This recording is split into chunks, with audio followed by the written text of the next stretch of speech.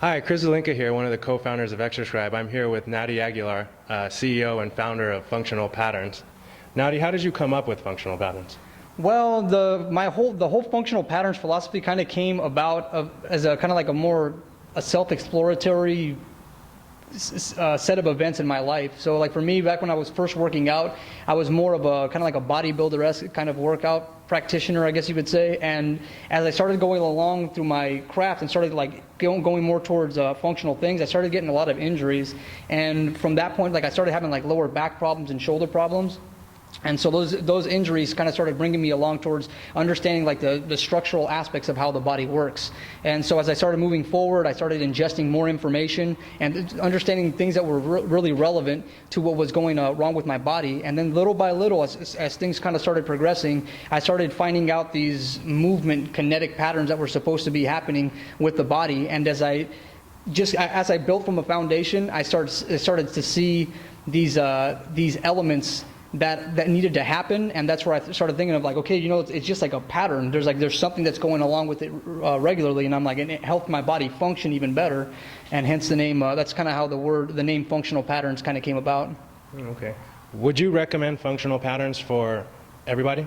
Well, this is the way it comes down to, man. Like, if you look at biology itself, everything has a biological base point. If you look at a dog, if you look at a cat, if you look at anything, it already has like a certain set of biomechanical traits that it's supposed to start from. And so for me, what I would say I do for my company and functional patterns is that I get to that exact foundation of what is actually wrong with the body at its core, at its nucleus. And I think pretty much every training system that I've seen doesn't get that involved to its full capacity. Even the people that kind of have elements of it, they don't understand what that nucleus really is. And really even if you wanted to be a bodybuilder, even if you wanted to be a rock climber, whatever it is, there's a universal mechanical principle that the body's supposed to have whenever it's going into movement. It's universal, be it that you're doing baseball, jiu-jitsu, Muay Thai, boxing, basketball. There's a universal principle that efficient movement runs off of. And so when you cater the dynamics of movement at that nucleus of efficiency, that's when you're going to improve. And that's what this company actually does for a human body.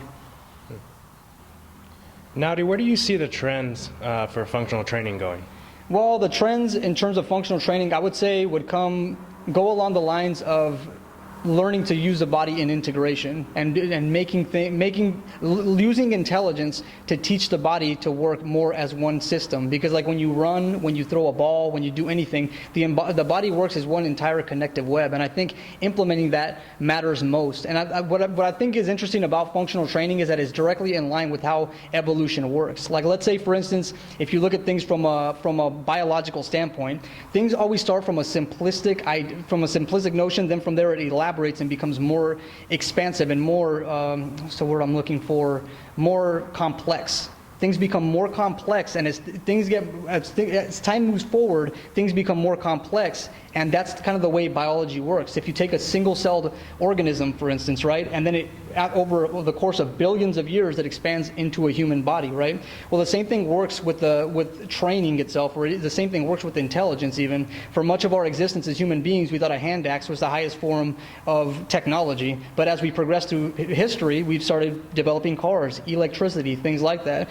Whereas it's also if you end up looking at things like training, for instance, if you end up looking like at bodybuilding, it's a very simple idea. You kind of just build muscle. There's nothing complex about it. You know, you have to just know how to stack your routines and then from there do the workouts. Whereas if you look at functional training, it begins to get more and more complex as the practitioner gets better. So when you look at the gait dynamics of when somebody's moving and whether their hips are moving from one side or the other, whether their ankles are supinating or pronating, whether they're laterally shifting as they're walking, there's a bunch of dynamics you have to look at. And so what I think the future of functional training is that it's going to lean more towards complexity, that it's going to become more and more complex. But what I do find that the beauty in complexity is that as you look at things from a complex standpoint, it actually reverts back to simplicity, and it comes back to those same basic dynamics that a human being is supposed to have. Does that kind of answer the question? Yeah. Okay. CrossFit's like one of the biggest things right now. What are your thoughts on that versus functional training? Well, CrossFitters would probably say that functional training itself, CrossFitters would actually say that CrossFit itself is actually functional. my problem with CrossFit is, my biggest problem, like let's say for instance you have guys like Kelly Starrett. The guy is nothing but a genius, and I think that Kelly Starrett's probably going to be the savior of CrossFit overall because he's so good at rehabilitating the body and fixing things. The only problem with CrossFit is that it's a sagittal plane dominant sport, and when you do things that are sagittal, it's likely you're going to end up building imbalances like hip external rotations, like where your feet begin to point outward. You're bound to have palms that face backward, and what begins to happen is that the body loses connection with what it would do most in nature. So let's say if I was going to walk, that's actually a transverse plane movement. My trunk rotates whenever I walk. So in nature, you would train the transverse plane like crazy. But if you look at CrossFit, for instance, they don't train transverse plane dynamics. They also don't have anything to regard for the fact of like what may potentially be happening with somebody's nervous system, whether they're overly taxing the sympathetic nervous system, the fight or flight responses, or whether they're overloading that, or whether they're getting enough stimulation of the anabolic hormones and the recovery responses.